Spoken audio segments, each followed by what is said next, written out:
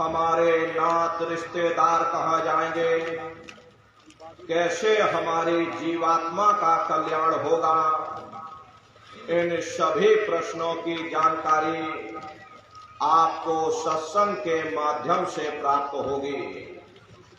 इसलिए प्रेमी भाई बहनों, एक एक वचन को बड़े ध्यान के साथ आप लोग सुनिएगा, समझने की कोशिश करिएगा और अपने जीवन में अमल लाइएगा। संतों महात्माओं के सत्संग में कभी किसी जात और बिरादरी, किसी कौम या मजहब या किसी भी व्यक्ति विशेष की कभी कोई निंदा, चुगली, आलोचना या किसी की बुराई नहीं की जाती। हरे नर नारियों, जब हम लोग इस संसार में पैदा हुए तो ना कोई जात और बिरादरी लेकर के आया, ना कोई कौम या मजहब लेकर के आया, ना कोई अपना नाम लेकर के आया। सिर्फ नंगे रोते हुए हम लोग इस संसार में पैदा हो गए। बाद में जो औजार उस परम पिता परमात्मा ने बख्शे, मन, बुद्धि और चित्त, उससे जब हमारे अंदर चेतना आ गई, तब हमारा नाम पड़ गया। कर्म के अनुसार हमारी जाति बन गई। धीरे धीरे हमारा फैलाव दुनिया में होता चला गया। हमने बाल बच्चे बना लिए, हमने रिश्ते नातेदार बना लिए, हमने कुटुंब परिवार वाले बना लिए, हमने जमीन और जायदाद हासिल कर ली और इसको अपना समझ करके हम आप यहीं पर बैठ गए। फिर जब जाने का वक्त आया, फिर आपको यहां से खाली हाथ भेज दिया गया। ना आपके साथ आपका नाम गया, ना आपके साथ जात और बिरादरी गई, ना आपके साथ ये जमीन और जायदाद गई। हरे जिस छाया को प्राप्त करने के लिए आपने अपना पूरा जीवन गुजार दिया, तो ना माया हाथ में आई और ना छाया हाथ में आई। खाली हाथ आए थे और खाली ही हाथ आपको यहां से वापस भेज दिया गया। कहने का मतलब ये है कि उस परम पिता परमात्मा ने अति दया और कृपा करके आपको ये मनुष्य शरीर दे दिया और आपको स्वतंत्र कर दिया गया कि भाई मैंने तुमको ये मनुष्य शरीर दिया है तुम्हारी जीवात्मा के रहने के लिए। मैं तुम्हारी जीवात्मा को इस मनुष्य शरीर में बंद करता हूं। तुम मेरे मकान के द्वारा उस मालिक की भक्ति करके अपनी जीवात्मा का कल्याण करा लेना। मैंने कुछ समय के लिए तुमको ये किराए का मकान दिया है। जब समय पूरा होगा मैं अपने सिपाहियों को भेजूंगा। उस समय पर तुम मेरे मकान को खाली कर देना। उस समय न जमीन जायदाद काम आएगी, न जात और बिरादरी काम आएगी। मन को, बुद्धि को, चित्त को और जीवात्मा को निकाल करके इस शरीर से बाहर कर दिया जाएगा। ये शरीर आपका यहीं जमीन पर गिर पड़ेगा, क्योंकि जीवात्मा के निकल जाने के बाद में ये शरीर सिर्फ एक माटी का पुतला है, उससे ज्यादा कुछ भी नहीं। आप इस मिट्टी के पुतले को ले जाकर शमशान भूमि पर जला करके राख कर दोगे। अरे आपकी कौम, आपका मजहब, आपकी जात और बिरादरी उसी शमशान भूमि पर जल करके राख हो जाएगी। जिस जात और बिरादरी के लिए हम लोग लड़ते और झगड़ते थे, जिस धन दौलत को पाने के लिए हमने आपने न जाने कितने बुरे खोटे कर्म किए, तो मौत के समय में ना ये जात बिरादरी काम आई, ना ये धन दौलत काम आया, सब कुछ हमारा यहीं छूट गया और एक जीवात्मा को ले जा करके ऊपर धर्मराज की कचहरी में पेश कर दिया गया। पलक झपकते ही तुम्हारे अच्छे बुरे कर्मों का हिसाब किताब हो जाएगा। धर्मराज तुमको सजा सुना देंगे, ले जाओ इनको फलाने नरक में डाल दो, क्योंकि मैंने इनको मौका दिया था, मैंने इनको मनुष्य शरीर दिया था कि अब की बार गीता रामायण को पढ़ करके, उन धर्म पुस्तकों को पढ़ करके, किसी संत महात्मा की खोज करके, उनके बताए हुए रास्तों पर चल करके, उस मालिक की भक्ति करके अपनी जीवात्मा का कल्याण करा लेना। इस उद्देश्य के लिए आपको ये मनुष्य शरीर दिया गया था, लेकिन आपने अपना उद्देश्य पूरा नहीं किया। जब जब हम मनुष्य शरीर में आए, कभी हमने आपने विचार ही नहीं किया कि आखिर ये मनुष्य शरीर हमको क्यों मिला, क्या इसका उद्देश्य है, मरने के बाद हम कहाँ जाएंगे, हमारे बाल बच्चे कहाँ जाएंगे, हमारे रिश्ते नातेदार कहाँ जाएंगे, हमारे कुटुंब परिवार वाले कहाँ जाएंगे और कैसे इनकी जीवात्मा का कल्याण होगा। ये पराविद्या महात्माओं की पराविद्या है। हम आप इस जड़ संसार में फंस करके उस पराविद्या से अनभिज्ञ हो गए और अपने उद्देश्यों को भूल गए, अपने वादे को हम आप भूल गए। वो वादा जो हमने आपने माँ के गर्भ में किया था, जब माँ के गर्भ में हम आप उल्टे लटके हुए थे, सिर हमारा नीचे था, पैर हमारे ऊपर थे, उस समय परमात्मा से वादा किया कि हे परमात्मा, इस बार हमको मनुष्य शरीर दे दो, हम भजन करेंगे, भक्ति करेंगे, हम अपनी जीवात्मा का कल्याण करेंगे। लेकिन मनुष्य शरीर मिलने के बाद में ना आपने भजन किया, ना भक्ति की, बस माया की छाया में फंस करके इस मिथ्या जगत को अपना मान करके हम आप इसी में गोता खा रहे। हरे नर नारियों, इस दुनिया में हित मित भाई बंधु, रिश्ते नातेदार, कुटुंब परिवार वाले, इनमें से कोई भी चीज तुम्हारी जीवात्मा को इस अधोगति से बचा नहीं सकती। हम कौन हैं, हम कहां से आए हैं और हमें जाना कहां है, ये मानव मात्र के लिए एक जटिल प्रश्न बना हुआ है। इस प्रश्न का हल तब तक नहीं होगा जब तक इस धरा भूमि पर कोई संत महात्मा फकीर न मिल जाए। इसीलिए वह मालिक अति दया और कृपा करके संतों महात्माओं को इस धरा भूमि पर भेजते हैं। संत महात्मा फकीर यहाँ पर आकर के जीवों को समझाने की कोशिश करते कि भाई वो परमात्मा है, वो आपको मिलेगा, जीते जी मिलेगा, इसे मनुष्य शरीर में मिलेगा, इसे मनुष्य शरीर के अंदर जा करके परमात्मा से मिलने का वह एकमात्र दरवाजा है। उस दरवाजे का भेद केवल संतों महात्माओं को ही प्राप्त है। ये दुनिया के लोग, दुनिया की आवाम, जनमानस भौतिकता के ज्ञान को पढ़ करके अहंकार में डूबे रहते हैं कि हमसे बड़ा कोई ज्ञानी नहीं।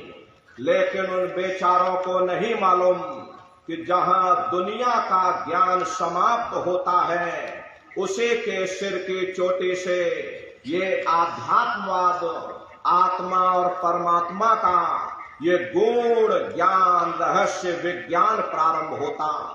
उस विज्ञान को पाने के लिए सबसे पहले यह जरूरी है कि पहले आप मानवतावादी बनो, मानव धर्म और मानव कर्म को अपनाओ।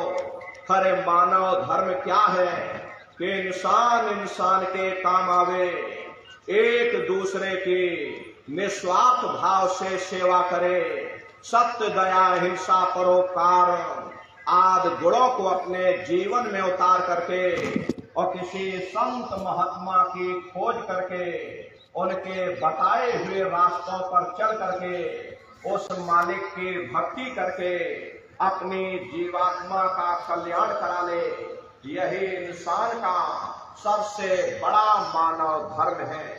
लेकिन आज इस कलिकाल में ये दुनिया की आवाम जनमानस विषय विकारों में, शराबों और कबाबों में, मांस और मदिरा में सुख ढूंढने की कोशिश कर रही। ये चरित्र पतन जैसे कार्यों को अपना करके आवाम जनमानस कैसे सुखी हो सकती। पहले अपने चरित्र जैसे धन को इकट्ठा करो, क्योंकि चरित्र ही सब कुछ है। चरित्र ही मानव धर्म की पूंजी है। जो इंसान अपने इखलाक ईमान को बरकरार रखता वही इंसान चरित्रवान है।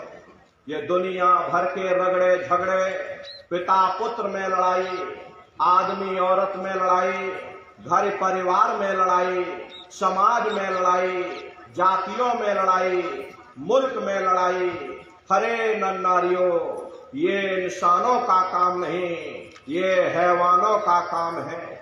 इसलिए पहले आप इंसान बनो, चरित्रवान बनो, महात्माओं के समीप आओ। वे जो दया का प्रसाद दें उसे खुशी खुशी लेकर के अपने निज घर को जाओ, जहां न फिर जन्म ना है और ना ही फिर मरना। इसीलिए हमारे गुरु महाराज परम संत बाबा जय गुरुदेव जी महाराज ने आवाम जनमानस के बीच में ये आवाज लगाई है कि ऐ इंसानों, तुम अपने दीन ईमान पर वापस आ जाओ और इस जिस्मानी मंदिर में बैठ करके भगवान का सच्चा भजन करो, जिससे तुम्हारी जीवात्मा नरकों में जाने से बच जाए। अरे हम माने ना माने, लेकिन संत महात्मा त्रिकालदर्शी होते, वे सब कुछ जानते हैं। अगर हम उनके वचनों को मान जाएंगे तो हम लोग बच जाएंगे, नहीं तो खाई और खंदक में जाकर गिर जाएंगे। इसीलिए अभी वक्त है उस मालिक से सच्ची प्रार्थना करने का, खुदा के सामने अपने गुनाहों की माफी मांगने का।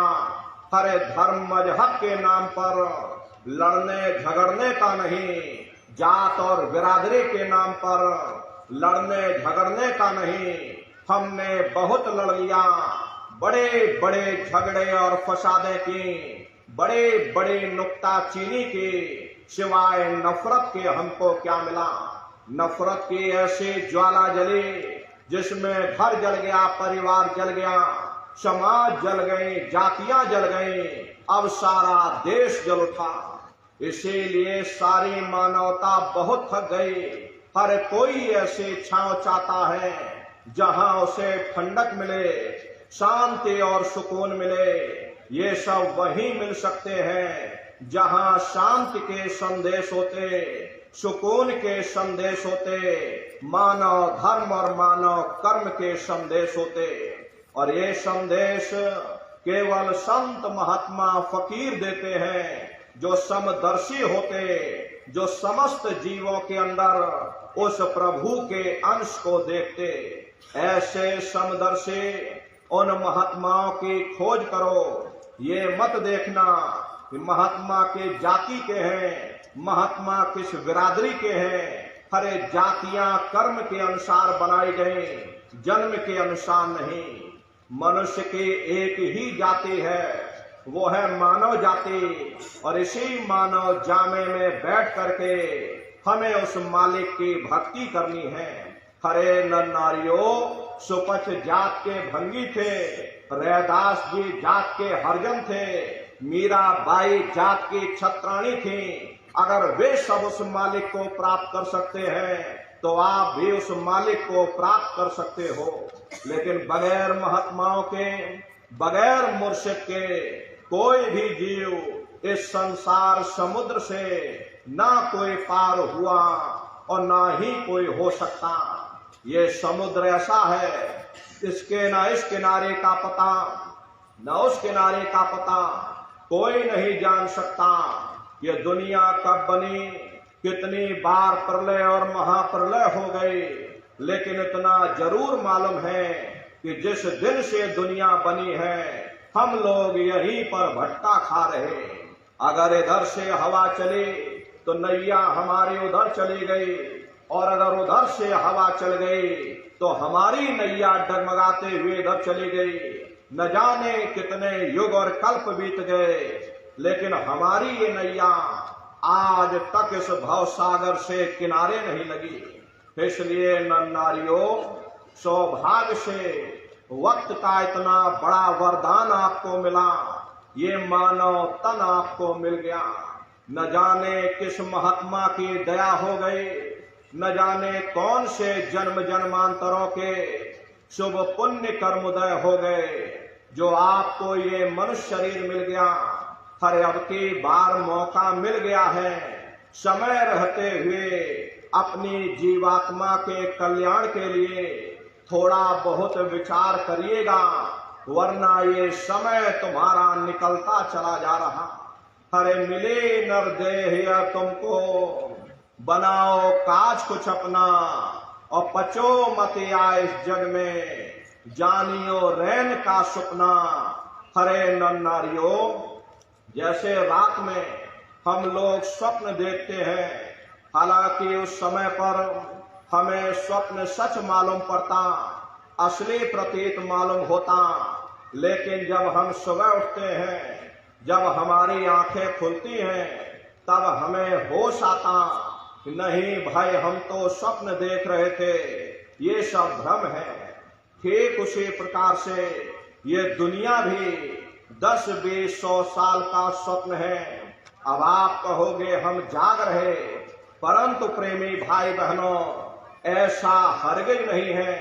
जिस दिन मौत का वक्त आएगा, अरे आप रोगे, हाय हाय करके चिल्लाओगे कि हाय हमने सारी जिंदगी यूं ही स्वप्न में गुजार दी, जागने का समय तो अभी आया था, जो कुछ करना था भी करना था। लेकिन प्रेमी भाई बहनों, अब पछताए होत क्या, जब चिड़िया चुग गई खेत। महात्मा प्रेम से जीवों को समझाते हैं कि भाई देह और गृह सब झूठा, भरम में काहे को खपना, ये घर बार हमारा अपना नहीं, हरे पराया देश है, ये सराय खाना है, ये मुसाफिर खाना है, ये शरीर भी तुम्हारा अपना नहीं, ये भी काल का पिंजरा है, किराए का मकान है, पराया मकान है। किसी को 40-50 साल के लिए मिला, किसी को 80-90-100 साल के लिए मिल गया। हरे जितने जितने श्वास उस मालिक ने बख्शे हैं, उसे भुगतने के बाद में हमें शरीर को यहीं छोड़ जाना। श्वास दुधारा नित्य ही जारी, एक दिन खाली चाम। हरे प्रेमी भाई बहनों, एक तालाब पानी से चाहे कितना भी क्यों ना भरा हो, आप एक छोटी सी नाली काट कर खोल दीजिए तो सारा पानी ही तालाब से बाहर निकल जाएगा। ठीक उसी प्रकार से हमारा ये शरीर भी श्वासों का भंडार है।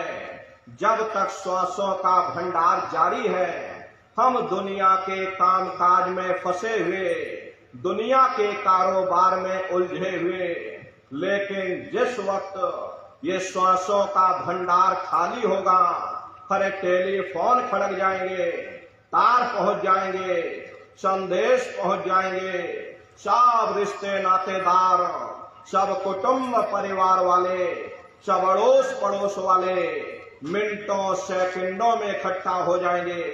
हरे प्रेमी भाई बहनों, मामूली कष्ट नहीं होता। मौत के समय में घनघोर पीड़ा होती है। सहजोबाई ने उस पीड़ा को बयान किया कि सहजो मौते आइया, अंगे अंग दिया तोड़, और हिया जरे छाती फटे, उठे पीर घनघोर। गुरु महाराज सत्संग में फरमाते थे कि जैसे 1,00,000 बिच्छू एक साथ हमारे जिस्म पर डंक मारे, उससे भी लाखों करोड़ों गुना ज्यादा मौत के समय में दर्द होता है। जब मृत्यु आती है तो किस तरह से प्राण निकलते, प्राणों के निकलने की क्या प्रक्रिया होती है, जरा उसे भी आप लोग समझ लीजिए। देखो प्रेमी भाई बहनों, जैसे संसार में महाप्रलय आती, महाप्रलय के समय क्या होता, सबसे पहले पूरी पृथ्वी ढह जाती।